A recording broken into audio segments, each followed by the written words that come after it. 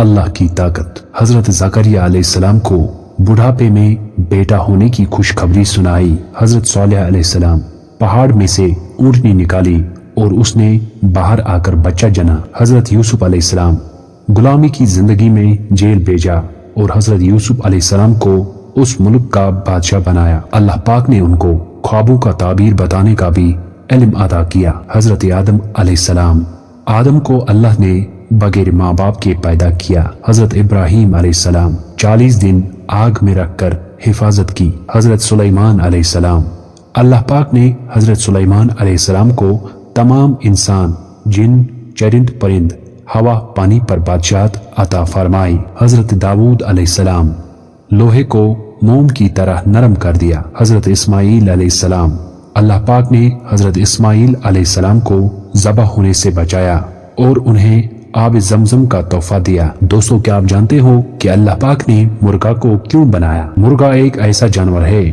جو ہر صبح انسانوں کو اپنی بانگ کے ذریعے یہ بتاتا ہے کہ صبح ہو گئی۔